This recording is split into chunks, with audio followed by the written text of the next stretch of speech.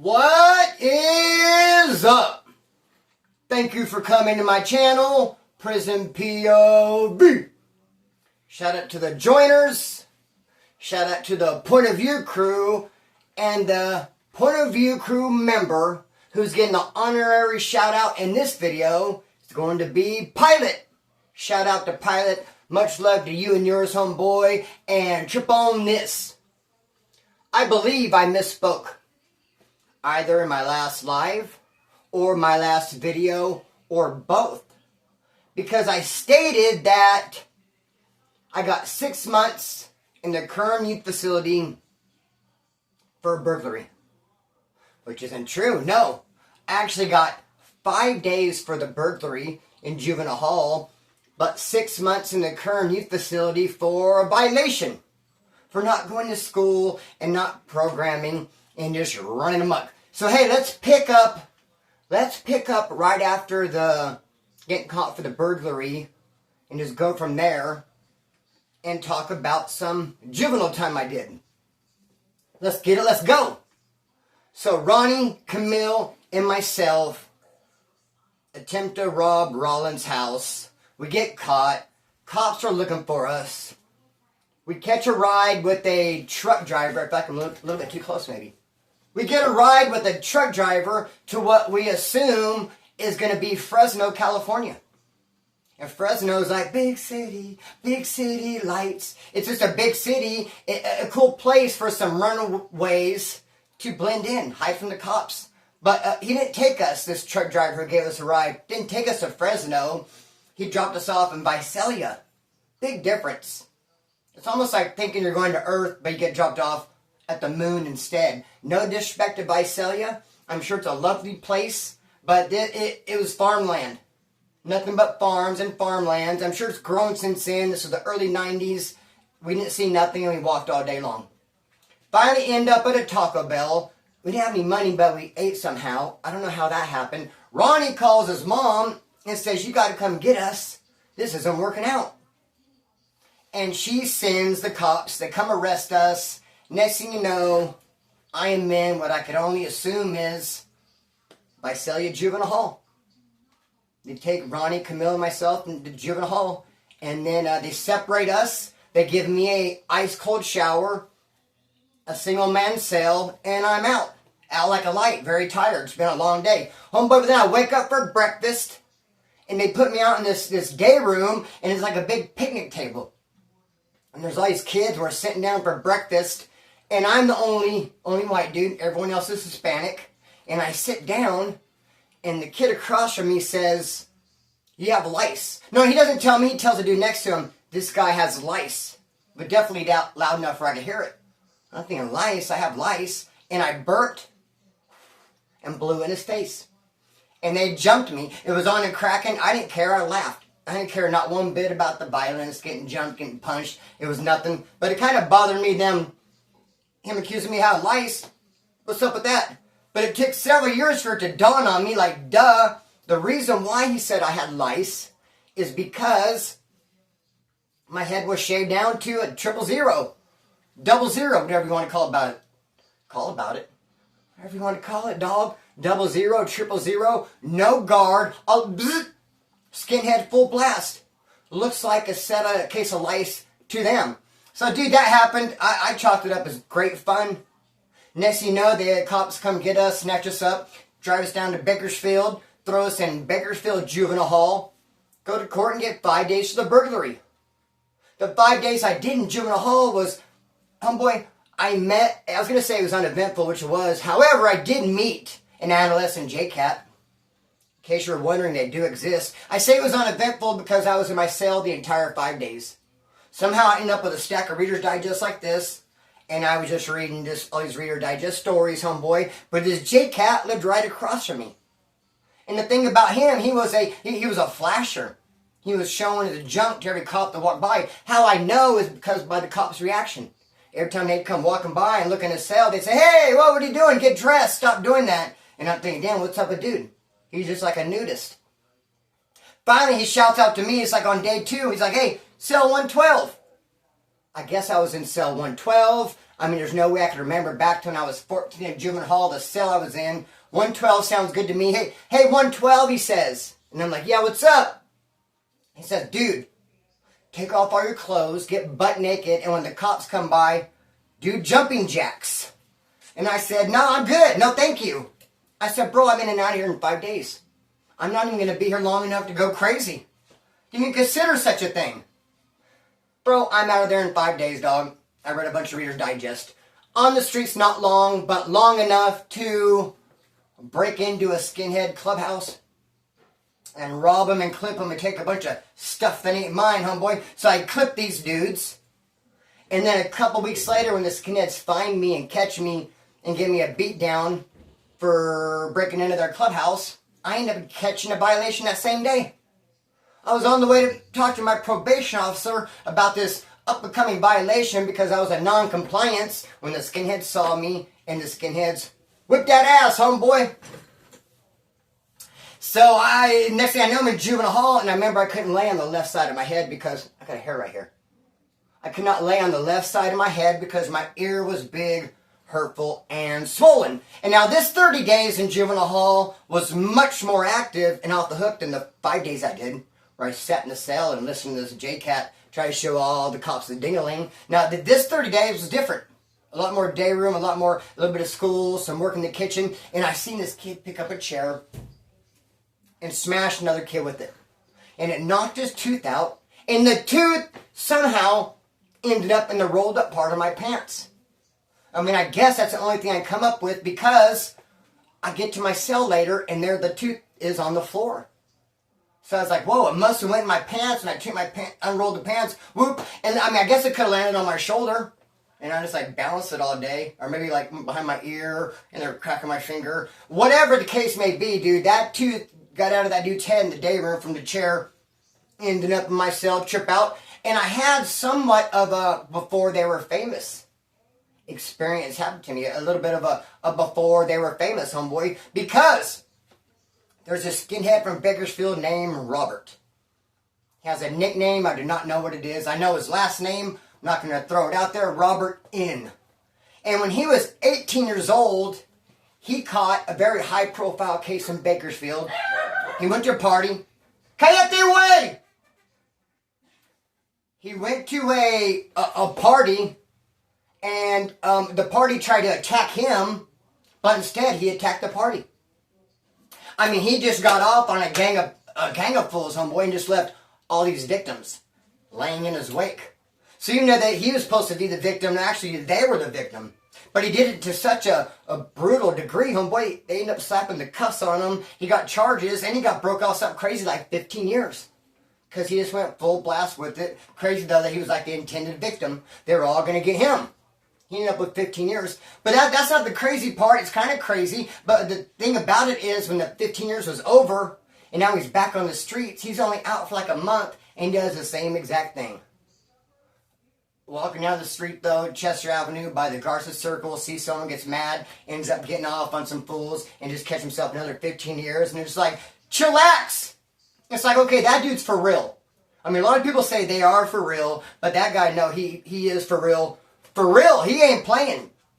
And I was in juvenile hall with him. Almost didn't spit that out. I was in juvenile hall with Robert. He was a skinhead then, and he was kicking up dust then. I remember he knocked this dude out in a holding tank. He was spitting. Spit in a holding tank. But he was spitting quite a bit. He did have a pretty big pile of saliva there. We were like, yuck, it was nasty. And then Robert handled it. And then I seen him out on the basketball court. There are people playing basketball, dude. And he comes out, and he's getting ready to play. But instead of playing, he just walks and knocks his fool out. And he starts saying, I'm going to YA. I'm going to YA. Which he did. So that 30 days was off the hook. Other things happened. I don't want this video to be 2 hours long. Anyways, after that 30 days in juvie, a bed opens up. I end up in KYF. And I end up getting into a fight right away. Right away, wasting no time. Hey, I didn't instigate it. What I did, I'm taking a shower, bro. I'm taking a shower. And over on the juvenile hall side, the showers are group showers. no shower curtains. Staff's right there with the prying eyes. It's like people are watching, and it's like, who's next? Where do I go now? It's like a rush bumping into people type scenario. The showers in cold. But you get to KYF, single man shower, ice hot, and it's a trip because the partitions are up there, dude, like this. I don't know if I'm short or what, or they just made like a big shower. But I remember the partition being way up there. It's not like this, like, hey, I'm showering, you can't see me, but maybe you can see my eyes. Or maybe even like this, like, hey, you can't see me unless I go on my tippy toes. No, like this. Like you're not seeing me no matter what. And I'm in there showering, bro.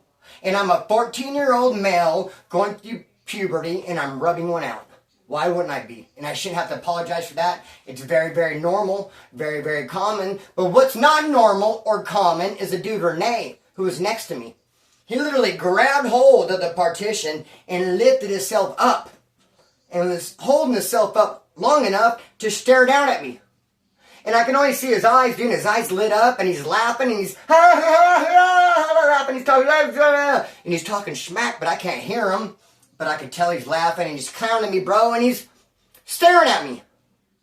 So immediately, dude, I'm full of guilt and shame, dropping like it's hot. I'm thinking to myself, dude, I need to stay in here for a long time, so that by the time I get out, he's gone, or I need to get out right now, so that by the time I dry off and stuff, and he gets out, I'm gone, because I don't want to have to see him. I'm embarrassed by the whole thing. It's like, but you know what? I wish I was smart enough to flip it on its end. I mean, if something happened like that in this day and age, I would be wise enough to be like, dude, wait a minute. You're the weirdo. I should be making fun of you. You're the creep. You're the dude who went out of his way to invade my space and look at me, see what I got going on. I think the issue is with you. But no, instead, I didn't flip it on its head. I took the guilt and the shame, and I was like, dude, I hope it doesn't become a big thing. I hope he doesn't make fun of me and tell everybody. And what's going to happen? After all, I basically just got there. Then when you know it, start going to school the next couple of days, and he's in one of my classes. And at first, he doesn't say nothing or do nothing, and I'm avoiding looking at him. And then finally, I get bold and start looking at him. I'm like, I want him to recognize me. If he's going to do it, let him do it now. Yeah, I'm that dude. Where you at? And when you know, dude, here he goes. He starts clowning and making fun of me and rolling his eyes like in an ecstasy type scenario, like, laughing at me and just making fun of me and telling people. And I'm like, all right, I'm going to get his ass. I was like, okay, he started making fun of me. I need to think of the perfect time. I was kind of pumping myself up, to be honest. It's not like the person I am now. As soon as the insults and disrespect comes, you go in there and just take off right away. Back then, 14 years old, wasn't quite there yet. I'm like, I need to pump myself up. He's making fun of me. Now I'm embarrassed. I need to get mad. So he's talking some smack, and I'm just like, I'm letting it go. But then, the teachers tell me, because they got snakes there. They got 3 different big snake cages. And a lot of the kids love to go there and look at the snakes and pet them and hold them. I want nothing to do with them. I almost said I want nothing to look at them, and that's true too. I do not want to look at them. I don't know why. Look, it doesn't matter why. I don't like snakes, dude. I should love snakes because they eat rats, dog, and I hate rats. I mean, the snitches from the pen and the real, actual, like, rats that run around. Can't stand them, dude. So maybe I should like snakes, however, I don't. And you know what? There was 3 snakes at school, at KYF, in these cages, and a lot of the kids will look at them and pet them, and want to touch them and hold them. Not me. I want nothing to do with them. I want to stay far away. But then the teacher came up to me and said, you have to clean the snake cage. And I'm like, no, I'm not going to. I'm not going to do it. So everyone does. Everyone has to take a turn. I was like, I'm not doing a turn. She said, well, unfortunately, when your last name is Burton, like you, and we go in alphabetical order, we've already, I'm saying, Baxter already did it. So did Anderson. Your turn, Burton. Step up, alphabetical order. And I'm like, dude, I'm not cleaning the snake cage. So you know what I'll do? I'll just go blast on Renee. That's better, dude. So he's making fun of me for rubbing one out in the showers. The teacher's harassing me, forcing me to go handle a snake. At least the violence. I take off on Renee. And there you have it. But bro, in the whole little area I was at, there was only 3 whites. Me, Mikey from Lamont, and a dude named Terry. And I don't recall there being any black dudes there. I'm thinking back, I think it was all Hispanic, and then us 3 whites. And Terry was getting ready to go home. Mikey ended up going to YA from there. For a while, I was the only white dude. I was a skinhead at the time, homeboy. That's a whole nother story. But dude, we are in there, brother, and we are in the ping pong room. Yeah, we're play some ping pong. And it's me, Terry, and Mikey. And Mikey's like, hey, we're the only 3 whites here. We need to stay together. We need to lock it in, have a tight program, be there for each other, because it's just us. One for all for one, us 3. But then Terry pipes up, dude, and shocked the hell out of both of us. He's like, no, I'm a crip. We're like, what? Where'd that come from? Just all of a sudden, and we've probably been like a month or so by now. We've been there doing time together in school and in the same building. I'm a crip. So, dude, Mikey takes off on him. Then we end up jumping him. And he ends up needing some stitches. Got hit with a ping pong paddle. But when the cops come at us, and they come in there and they break it up, then Terry's the first one to say, hey, we're just playing. And when they say, whoa, Terry, what happened in your head? Looks like you might need a couple stitches. He's the first one to say, it was an accident. I slipped and fell. He went to go hit the ping pong ball. The ping pong paddle slipped out of his hand and boom, boom, boom, boom, boom. And then here we are. But no, these are my buddies. These are my friends. No problem with them. None at all. So, dude, all I can do is respect that, dog. How could you not respect that? You know what I mean? So, dude, trip out on this, though. One day, I go to call my mom. Mom, what's up?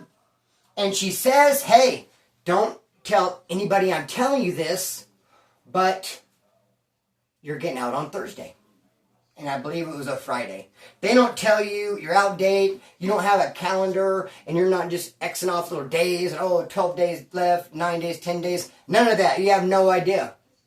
You kind of have a little bit of idea. I mean, you're supposed to be there 6 months. Of course, you can figure out what 6 months are going to be. And then you start off in a baby blue shirt, then you get a dark blue shirt, and then you get a gold shirt, and then you get a gray shirt. And usually by the time you have the gray shirt, you end up going home. I had a gray shirt. Should be going home soon. Not really tripping. Talked to my mom on the phone. I'm trying to see this clock right here, homeboy. Talked to my mom on the phone, and she says, don't tell anybody. You're coming home Thursday. Awesome, dude. I can't wait. I'm so excited. She goes, I have to bring you clothes to wear out, though. And I was like, okay, Mom, look, please. I don't care about nothing. Pants, shoes, whatever the case may be. But I want you to bring my Misfits Earth AD shirt. I have a Misfits Earth AD shirt. I want you to bring it. See, my mom had already taken away all my boots and braces, the flight jacket, my music, anything that had to do with skinhead. My mom had taken away. But I'm living in my grandma's. My grandma doesn't know. She doesn't know what's up with docs. I was wearing docs and I got arrested and go to KYF. I was wearing boots and braces. Those clothes, parents got them, probably burned them. I don't know what clothes my grandma has. I know my mom has some clothes. I know she'd taken them away from me. She didn't want me to have them anymore, but I got a reason with her. The Misfits Earth AD shirt is not a bad shirt, Mom.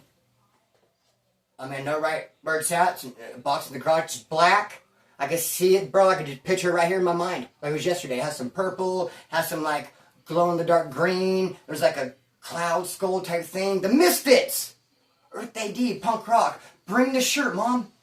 And if you can, some, taper Levi's and... Come on. Earth AD, Misfits. And you figure, homeboy, she told me on a Friday, so I know I'm getting out Thursday. And what am I doing now? I'm daydreaming. Every night I'm laying there in bed like I can't wait to get out. I could picture my mom's going to pick me up. She's going to bring me my Misfits shirt on. I'll put it on. We're going to go here. We're going to go there. I'm going to see one of my friends. I'm going to say hi. I just can't wait. I mean, after all, I just got out, dude. I just did 6 months. I'm feeling great. I'm looking great. I'm just, dude, what is up, bro? Show! I made it out. I want to go to the hood. I want to go see everybody, dog. And I want to, what's up? And my mom shows up. And she has my clothes. And she handed me a shirt. It's gold. It's yellow. It's an ugly color gold. Look at this gold. I don't mind showing you guys this. Look at this. This is my 6-month chip from fentanyl. Actually been off fentanyl 7 months. This is my 6-month chip I got from Celebrate Recovery. These are all my bottles I've earned because clean test after clean test after clean test. Where you at? So, a gold ass shirt, bro. And I'm thinking, what is this? It's too loud. Very loud color, and I put it on, and it's Not Misfits, homeboy, I wish. The Simpsons. Bart Simpson, bro, riding a skateboard. And it says, "Cowabunga, dude." And I was so bummed out, man. I almost wanted to stay there. It popped, dude, let all the air out of my balloon. So excited about getting out, dude. I have my identity after all. And Earth AD Misfit shirt lines up with it completely. This Bart Simpson, yellow shirt with Bart on the front, skateboarding, cowabunga, dude. You're not going to drop me off at homeboy's house wearing that. And I think my mom knew that, brother. And I think that's why she brought it. And it was miserable. It wasn't long though. That Bart Simpson shirt was in the trash can. I had Misfits, Earth AD, and I was back to running a Mizzuck, homeboy. Wouldn't you know? If you're curious though about the burglary, more stuff with KYF, my last live called "The Bully Got Bullied" talks a lot more about being at KYF. Touches on the burglary, me, Ronnie, Camille, rubbing Rollins' house and why it happened. And I think if you even go to the video before that called "A 14-year-old Getting a Swastika Tattoo," something to that effect, homeboy, I believe I speak on KYF and some of that stuff in that video as well. I tend to do that. Get on topic and just kind of write it out. For instance, I might make a video tomorrow on the Bulldogs at Wasco Reception. Then the follow-up video will be like, video? Then the follow-up video will be Bulldogs at Soledad. Or Bulldogs. So you just kind of like, homeboy, stay on topic. Ride the wave. But with that being said, I'm going to cut the string and let it fly. Peace!